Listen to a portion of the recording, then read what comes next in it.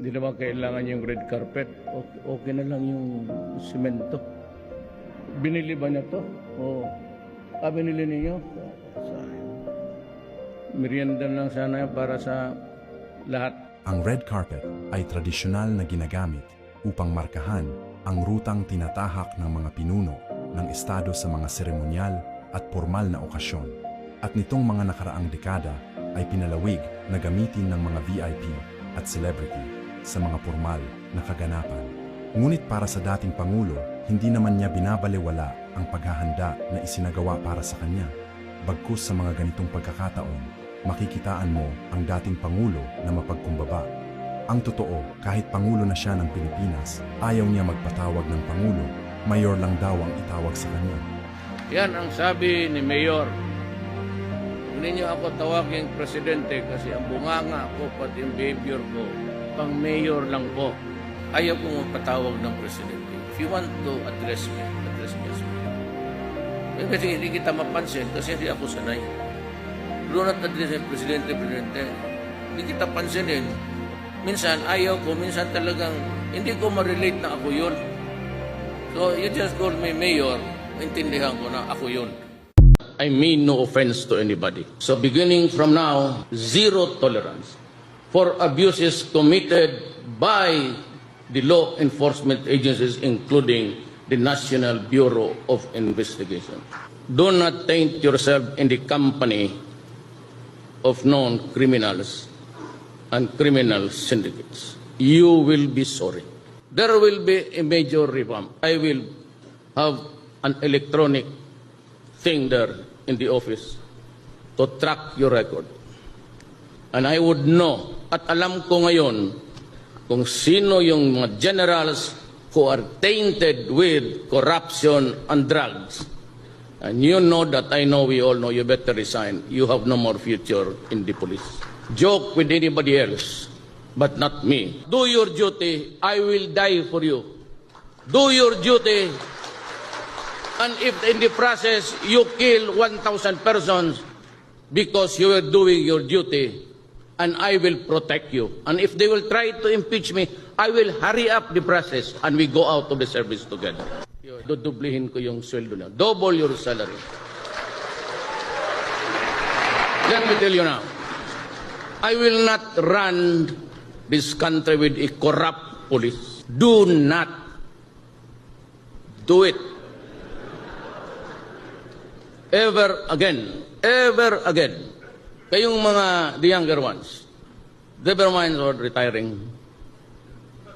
For the next 6 years, build a track record of performance that is good. Because I will plot your history, your personal history.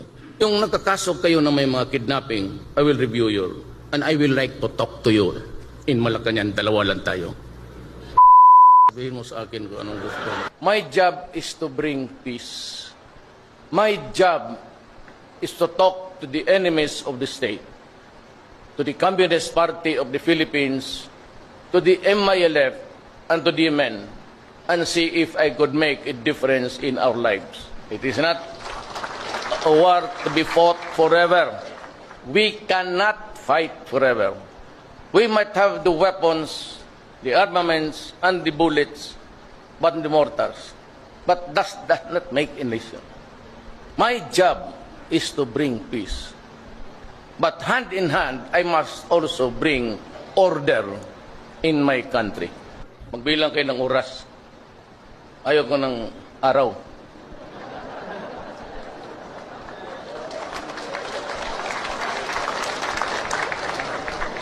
The drugs must be suppressed. It cannot be eliminated.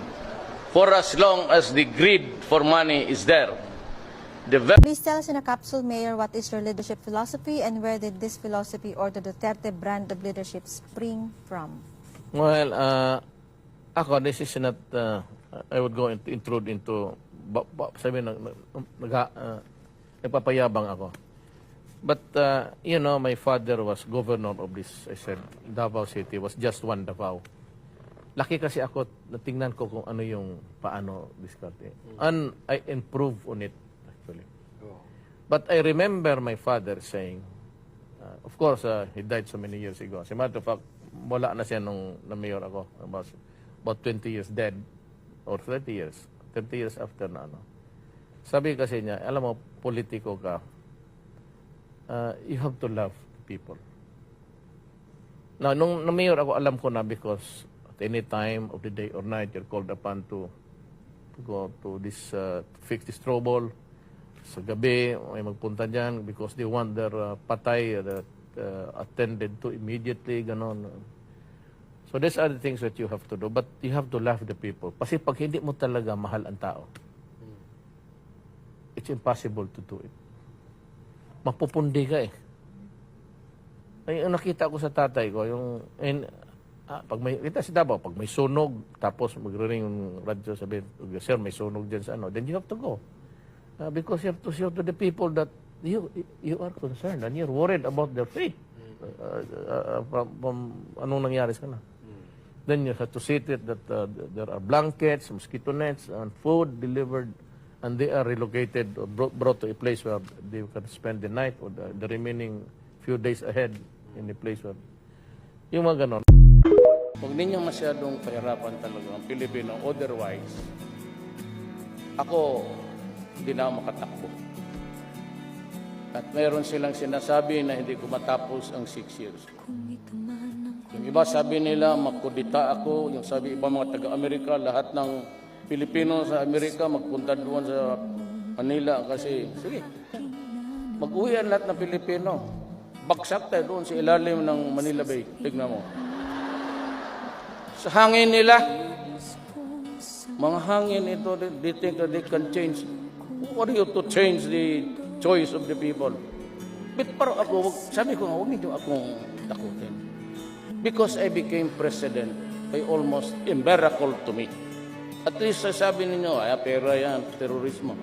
Well, you're entitled to your own opinion. But you guys, you were living witnesses to what transpired during the last election. That's destiny.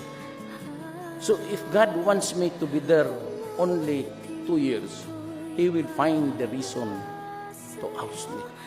Either He will kill me, babagsak ako, o ang military magsabi sila, ayaw na namin. Ay, di sige.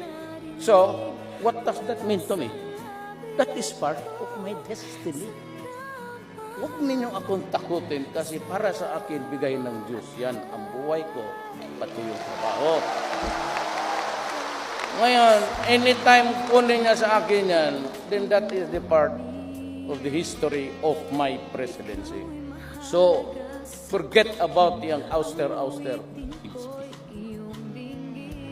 Ganon ang istorya niya. Hindi ninyo ako naintindihan.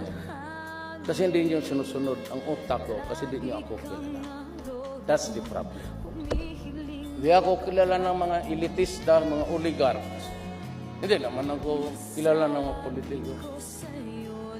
Do not threaten me. Gaganda ang buhay. In the fullness of God's time, gaganda.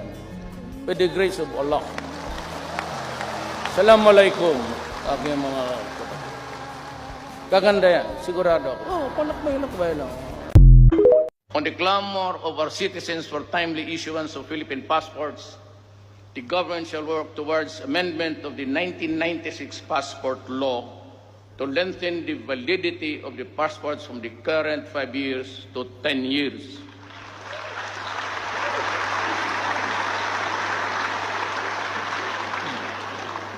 Total, kayo naman ang magagawa ng batas.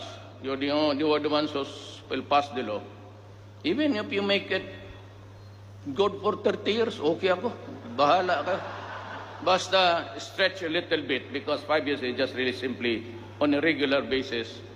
Matagal pa naman itong passport. Mag-apply ako ng mga 10 days. Alam mo, I'd like to call the attention of Secretary Yasay. If you go to Davao, look back doon look at the back, likod ng itong mall. Malaki mo doon. Sige, pangalanan lang natin, SM. Doon, yung mga tao, nandyan sa pavement, natutulog.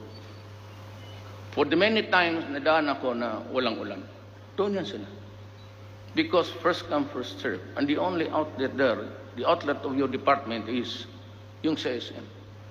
So yung mga maawa ko dito sa side sa Cotabato, lahat ng Cotabato doon sa Davao. Karamihan niya walang mga bahay. If you're applicant in Davao City, fine. But yun, kung walang mahirap kasi ano, karamihan dyan mga mura, naghihiga lang dyan sa pavement. Nasasaktan talaga. Masakit. Buong gabi magtayo hanggang magbukas yung SM kasi first come, first serve. Kasabi ko, well, that is addressing to all of the cabinet members. Make use of the computer. I do not want to see people lining up under the heat of the sun. I do not want people lining up under the rain ng mga grado. Yes. Here are with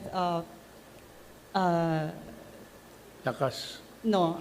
PDP. Is there going to be a coalition between PDDS, or PDP with Lakas CMD? No. No?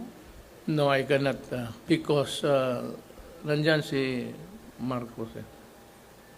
Hindi ako believe na he's really a weak leader. Kaya ako sabi ko, totoo yan, hindi ako naninira ng tao. Talagang weak. Kasi spoiled child, only son. Of course, he can talk. He delivers English articulate. Pero ang-aral kasi kung saan-saan sa labas. Pero kasabihin mo may crisis, gano'n. He's a weak leader. At saka may bagahe siya. Ito si Bong, naghahanap ako ng tao na honest at trabahante talaga. Maano ninyo yan, trabahante talaga. Yung kalaban niya ngayon, dalawa na lang yan sila sa political horizon. Yun, nagtataka rin ako kung bakit na suddenly naging fascinated ang tao. Ako hindi lang ako, I cannot mention his name kasi wala man ako doon. But as a mayor, alam ko na yung mga mayaman sa Davao, pati yan siya humihirit ng cocaine. Cocaine lang naman. Wala akong sinabing siya. Cocaine. Remain loyal to the Constitution. Salute the flag. Never mind if do not salute me. We're all workers of government. It behoves upon you, it is your duty to protect the next generation. Huwag ninyong hayaan. Alam mo, if it would outlast me, wala malaman natin, sasakay ako ng mabaril ako, whatever, maraming galit.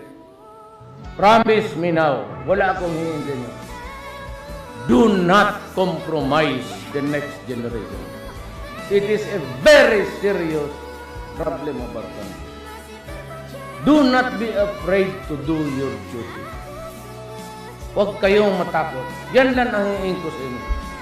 As your commander-in-chief, I am not asking you for anything. I'm just asking you to be conscious na may next generation, yung mga anak ninyo